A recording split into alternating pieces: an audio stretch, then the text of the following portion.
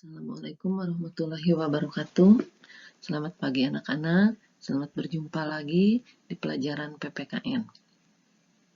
Untuk kesempatan ini, kita akan membahas materi kelas 12 semester 2 yang ada pada bab 4, yaitu tentang dinamika persatuan dan kesatuan dalam konteks Negara Kesatuan Republik Indonesia.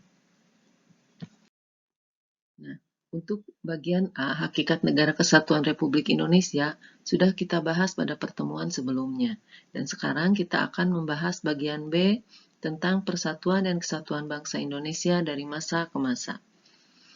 Ketika membahas bagian A, kita sudah membahas tentang hakikat bentuk negara Kesatuan Republik Indonesia. Yang dibahas itu segala hal yang berkaitan dengan kehidupan ketatanegaraan yang sifatnya umum, yaitu mulai bentuk negara, bentuk pemerintahan, sistem pemerintahan, pembagian kekuasaan, demokrasi, dan alat-alat kelengkapan negara. Nah, untuk sekarang, kita akan membahas pelaksanaan ketatanegaraan ini khusus di negara Indonesia dari masa ke masa, mulai dari awal kemerdekaan sampai sekarang. Yang pertama, masa revolusi kemerdekaan, yaitu mulai tanggal 18 Agustus 1945 sampai dengan 27 Desember 1949. Pada masa ini, Undang-Undang Dasar yang berlaku adalah Undang-Undang Dasar 1945. Bentuk negaranya adalah kesatuan, bentuk pemerintahannya republik, sistem pemerintahannya presidensil, pembagian kekuasaannya legislatifnya DPR, eksekutif presiden, dan yudikatifnya Mahkamah Agung. Sedangkan demokrasi yang berjalan adalah demokrasi Pancasila. Alat-alat kelengkapan negara yang ada saat itu, karena Indonesia baru merdeka, maka belum semua alat perlengkapan negara ada. Baru ada presiden, wakil presiden, dan KNIP.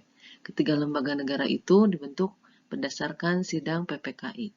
Seharusnya, lembaga-lembaga yang ada berdasarkan Undang-Undang Dasar 1945 itu adalah Presiden, Wakil Presiden, Kabinet, MPR, DPR, MA, BPK, dan DPA. Nah, masa UUD 1945 berakhir dan kita memasuki masa Republik Indonesia Serikat, dan yang berlaku Undang-Undang Dasar saat itu adalah Konstitusi RI 1949. Bentuk negaranya serikat, bentuk pemerintahannya republik, sistem pemerintahannya parlementer, pembagian kekuasaannya legislatifnya DPR, legislatifnya DPR dan Senat, karena Senat ini merupakan wakil dari negara bagian. Seperti kita tahu bahwa bentuk negara serikat itu di dalamnya terdiri dari negara-negara bagian. Dan masing-masing negara bagian ini mempunyai perwakilan di lembaga legislatif yang disebut dengan Senat. Lembaga eksekutifnya Perdana Menteri dan yudikatifnya adalah Mahkamah Agung. Demokrasi yang berlaku saat itu adalah demokrasi liberal. Alat perlengkapan negaranya, Presiden, Wakil Presiden, Kabinet, Senat, DPR, MA, dan DPK.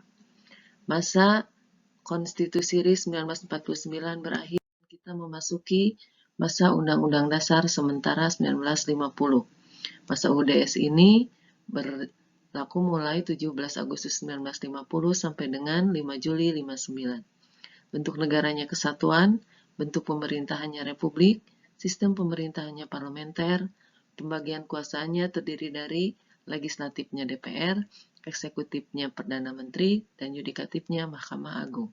Demokrasinya masih tetap sama seperti masa konstitusi RIS, yaitu demokrasi liberal, dan alat perlengkapan negaranya terdiri dari Presiden, Wakil Presiden, Kabinet atau Menteri, DPR, MA, dan DPK. Nah, pada masa UUDS 1950, ini dibentuk Dewan Konstituante. Dewan Konstituante ini bertugas membuat undang-undang dasar pengganti UUDS. Namun pada kenyataannya, Dewan Konstituante saat itu gagal membuat undang-undang dasar pengganti UUDS, sehingga keluarlah dekret presiden yang salah satu isinya menyatakan bahwa kita akan memberlakukan kembali Undang-Undang Dasar 1945. Maka setelah masa UUDS ini setelah keluarnya dekret presiden, kita kembali lagi ke Undang-Undang Dasar 1945 seperti pada awal kemerdekaan, yaitu Undang-Undang Dasar yang dibuat oleh BPUPKI dan disahkan oleh PPKI. Namun, pada masa selanjutnya, pemberlakuan UUD 1945 ini adalah berdasarkan pada dekret presiden. Nah, masa UUD 1945 periode kedua ini dibagi ke dalam 3 periode atau 3 masa atau 3 orde. Yang pertama adalah masa orde lama, mulai 5 Juli 59 yaitu dengan keluarnya dekret presiden tadi sampai dengan 11 Maret 1966. Undang-Undang Dasar yang berlaku adalah Undang-Undang Dasar 1945. Bentuk negaranya kesatuan, bentuk pemerintahannya republik, sistem pemerintahannya presidensil, pembagian kekuasaannya legislatifnya DPR, eksekutif presiden, yudikatifnya Mahkamah Agung. Nah, yang berbeda di sini adalah demokrasinya demokrasi terpimpin, berbeda dengan demokrasi pada awal kemerdekaan yaitu demokrasi Pancasila. Nanti kita bahas kenapa masa Orde Lama ini demokrasinya menganut demokrasi terpimpin. Nah, alat-alat pelengkapan negaranya, presiden, wakil presiden, kabinet, MPR, DPR, MA, BPK, dan DPA. Jadi pada intinya, masa Orde Lama ini sama seperti masa awal kemerdekaan kecuali demokrasinya yang berbeda yaitu demokrasi terpimpin.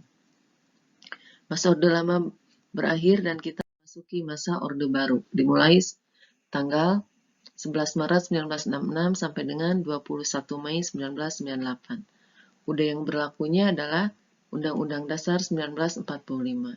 Bentuk negaranya kesatuan, bentuk pemerintahannya republik, sistem pemerintahannya presidensil, pembagian kekuasaannya legislatifnya DPR, eksekutifnya presiden, yudikatifnya Mahkamah Agung. Dan demokrasi yang berlaku pada masa Orde Baru ini adalah demokrasi Pancasila. Merubah demokrasi terpimpin menjadi demokrasi Pancasila. Kembali seperti masa UUD 45 pada awal kemerdekaan. Alat perlengkapan negaranya, presiden, wakil presiden, kabinet, MPR, DPR, MA, BPK, dan DPA. Masa Orde Baru berakhir dan kita masuk masa reformasi. Pada masa reformasi, Undang-Undang Dasar yang dulunya dibuat oleh BPUPKI ini mengalami amandemen atau perubahan. Ada yang bertambah, berkurang, dan di sini dilakukan amandemen selama atau sebanyak 4 kali amandemen. Ya, Undang-Undang Dasarnya masih tetap disebut sebagai Undang-Undang Dasar 1945, atau lebih tepatnya dengan Undang-Undang Dasar Negara Republik Indonesia tahun 1945. Bentuk negaranya kesatuan, bentuk pemerintahannya republik, sistem pemerintahannya presidensil, pembagian kekuasaannya, legislatifnya terdiri dari DPR dan DPD, eksekutifnya presiden, yudikatifnya ada Mahkamah Agung, Mahkamah Konstitusi, dan Komisi Yudisial. Demokrasinya demokrasi Pancasila. Alat-alat kelengkapan negara. Nah, alat-alat kelengkapan negara di sini mengalami perubahan. DPA yang ada pada masa Orde Baru dan masa Orde Lama itu dihilangkan dan ditambah beberapa lembaga, yaitu ada lembaga baru, ada DPD, ada MK, dan ada KY. Jadi alat perlengkapan negara pada masa reformasi terdiri dari presiden, wakil presiden, kabinet, MPR, DPR, DPD, MA, MK, KY, dan BPK. Nah, itulah kehidupan ketatanegaraan kita dari awal kemerdekaan sampai dengan sekarang. Untuk kalian bermudah mengingat kehidupan ketatanegaraan Indonesia dari awal kemerdekaan sampai dengan sekarang, kalian bisa membuatnya dalam bentuk bagan seperti ini. Ya. Kalian bisa membuatnya sendiri, sehingga ini bisa mempermudah kalian untuk mengingat kehidupan ketatanegaraan kita dari awal kemerdekaan sampai dengan sekarang.